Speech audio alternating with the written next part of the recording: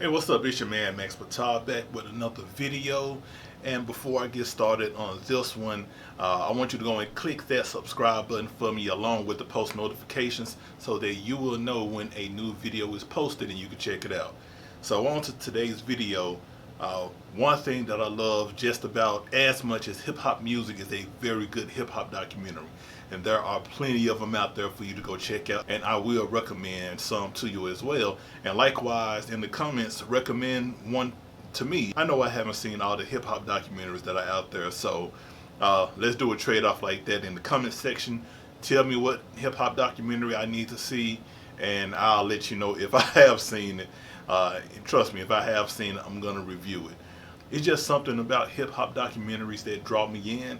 I think it's because we're pretty much the same age. Me and hip-hop, I think we're about a year apart or something like that. So it's still a young genre and probably the most well-known genre in music today. And also, obviously, the most profitable one. So you got to give us our due. So with all that said, the first one we're doing, you know what time it is.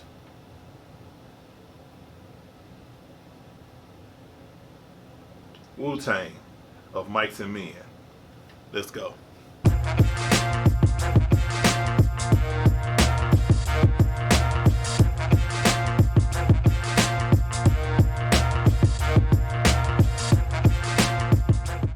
Alright, so before I get started, I want to give a shout out to my man Jeremy for the Wu-Tang clock. Got it as a going away gift. Appreciate it, man. It is hanging up in the studio, so just let you know, it's not a wasted gift. And I do have the Wu-Tang manual.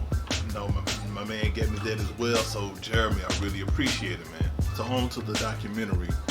Just in case you've been living under a rock for the past 26 years of your life, the Wu-Tang Clan consists of 9, now 10 members who all came together like Voltron. And in the infamous words of GZA, from the slums of Shaolin, Wu-Tang Clan strikes again. The RZA, the GZA, Old Dirty Bastard, Inspector Dick, Raekwon the Chef, U-God, Ghostface Killer, and Method Man, Master Killer, and Capodanno. So they bust on the scene 1993 with Protect Your Neck as their first single, and then the big breakout was Cream, which is when I discovered them. And if it wasn't for Cream, I don't think I would have been as big of a hip-hop fan as I am. When I was in high school, here in Memphis, Tennessee, there were almost like about only 100 of us that really liked Wu-Tang. We loved them. We rolled for Wu-Tang. I remember being in high school playing on the basketball team when everybody was listening to Master P, and No Limit before games and stuff. There'll be their hype music.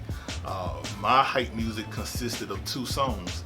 Brooklyn Zoo by Old Dirty Bastard and Bring the Pain by Method Man. And I was the weirdo. So into the documentary, if you are a Wu-Tang Clan fan, you have to see this documentary.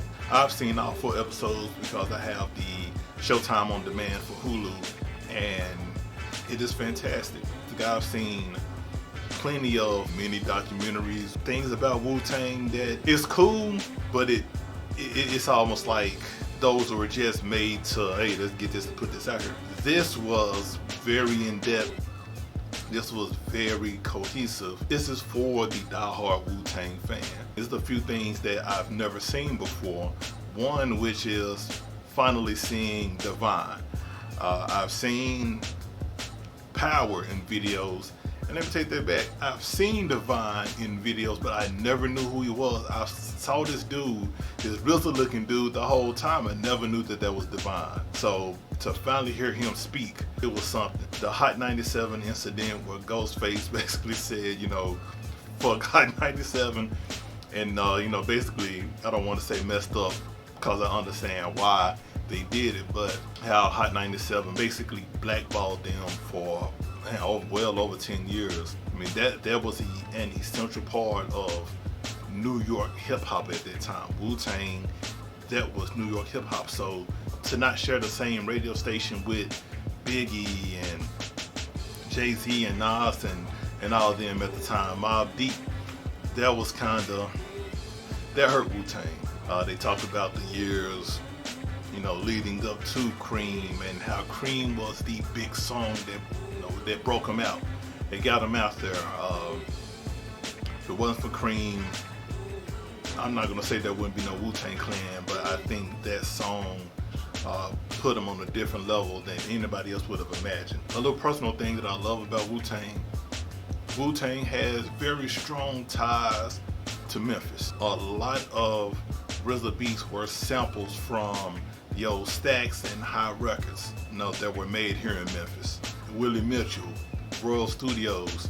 I live right down the street from there, so I was always in awe to drive past there, because although I know they didn't record the songs there, just knowing that the songs that they sampled from were recorded at this legendary place, every time I drive by it, get goosebumps.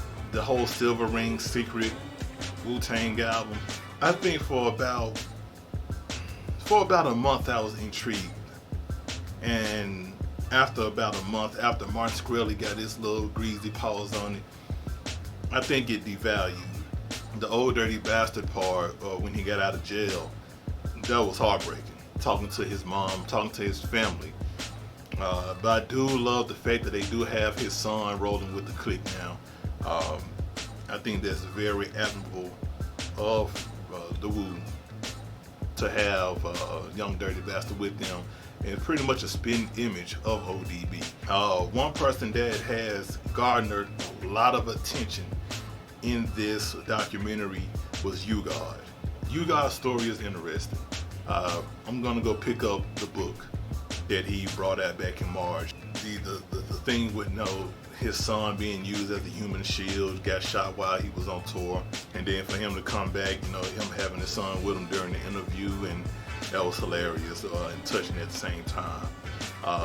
Master Killer having the lineage of Marvin Gaye and Nat Turner in his family, and that's amazing. And then his dad was a singer as well, so that's amazing. And there still seems to be some kind of shroud of mystery over GZA, and I like that. GZA, to me, has the best solo album in Liquid Swords. I can go on and on and on this documentary. The only reason I'm not going to go that much in depth into it is because I really want you guys to see it. I don't want to talk about everything that's in there. You guys need to see all 4 of these episodes. It's a brilliant documentary.